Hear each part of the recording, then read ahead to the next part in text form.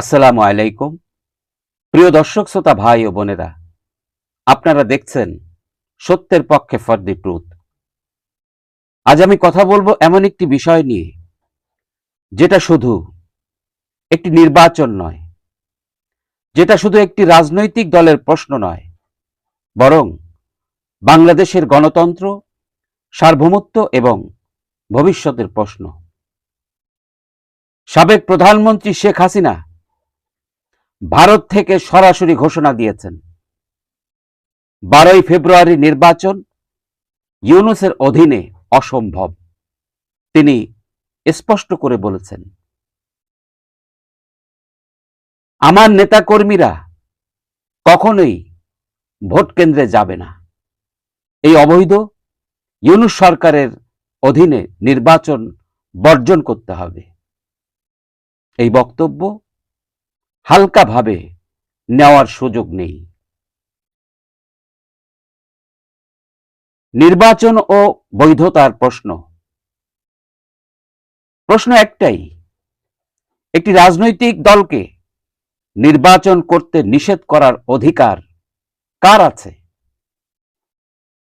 আওয়ামী লীগ এই দল কোনো রাতারাতি গজানো দল নয়। এই দল ভাষা আন্দোলনের দল, মুক্তিযুদ্ধের নেতৃত্বের দল, সাধারণ মানুষের দল।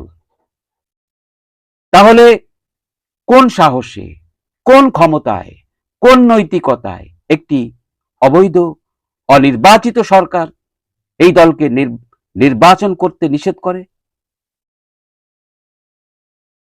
গণতন্ত্রে সিদ্ধান্ত দেয় জনগণ, কোন ব্যক্তির ম্যাটিকুলাস ডিজাইনে নয়। শেখ হাসিনার অবস্থান ও বার্তা। শেখ হাসিনা শুধু একটি রাজনৈতিক বক্তব্য দেননি, তিনি একটি ঐতিহাসিক সতর্ক বার্তা দিয়েছেন। তিনি বলেছেন, আমি বেঁচে থাকলে এর বিচার অবশ্যই করব, ইনশাআল্লাহ। আওয়ামী লীগ আবার ফিরে আসবে। এটা হুমকি নয়, এটা ইতিহাসের শিক্ষা। বাংলাদেশের ইতিহাসে কেউ জোর করে ক্ষমতায় থাকতে পারেনি, যদিও কেউ থেকেছে, শেষ পর্যন্ত কেউ টিকতে পারেনি। আর ইউনূস, সে তো পুরোপুরি অবৈধ, জোর করে ক্ষমতা দখল করেছে। ইতিহাসের পাতায় তার বিচারও লেখা থাকবে। বাঙালি জাতি এই অবৈধ ইউনূসকে কোনোদিন ক্ষমা করবে না, ইনশাআল্লাহ। যদি মহান সৃষ্টিকর্তা আমাকে বাঁচিয়ে রাখে, তাহলে অবশ্যই এই অবৈধ ইউনূসের বিচার এই বাংলার মাটিতে হবে, বললেন সাবেক প্রধানমন্ত্রী জননেত্রী শেখ হাসিনা। জুলাই যোদ্ধা নামধারী উগ্রতা। এখন আসি আরেকটি গুরুত্বপূর্ণ প্রসঙ্গে। কিছু লোক নিজেদের পরিচয় দিচ্ছে জুলাই যোদ্ধা। তারা বিভিন্নভাবে বিভিন্ন সময় অকথ্য নোংরা ভাষায় বকাঝকা করছে, সরাসরি ভারতকে টার্গেট করে। কিন্তু তারা কি ঠিক করছে? ভারত বিরোধী উগ্র বক্তব্য, নরেন্দ্র মোদীকে অকথ্য ভাষায় গালিগালাজ, আন্তর্জাতিকভাবে বাংলাদেশের ভাবমূর্তি ক্ষুণ্ণ করা। প্রশ্ন হলো, এগুলো কি দেশপ্রেম নাকি দায়িত্বহীন উন্মাদনা? রাষ্ট্রনীতি চলে আবেগ না, রাষ্ট্রনীতি চলে কূটনীতি, ধৈর্য আর কৌশলে। ভারত, মোদিও বাস্তবতা।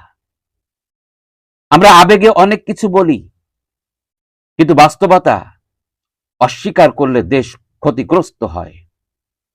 ভারতের প্রধানমন্ত্রী নরেন্দ্র মোদী বিশ্ব দরবারে পরিচিত নেতা, কৌশলী ও ধৈর্যশীল রাজনীতিবিদ।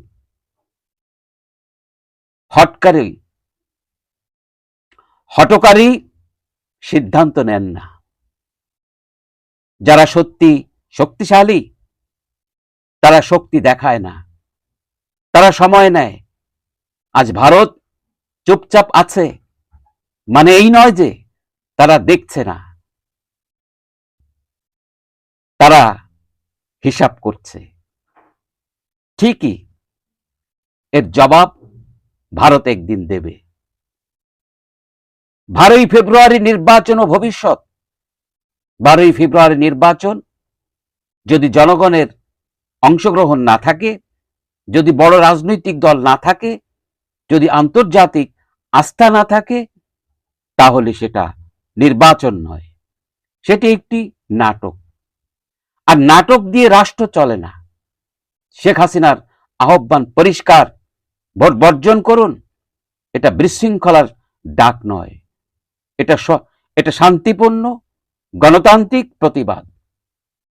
প্রিয় দর্শক, বাংলাদেশ কোনো দুর্বল দেশ নয়, কিন্তু আত্মঘাতী আবেগে চললে যে কোনো দেশ দুর্বল হয়ে যায়।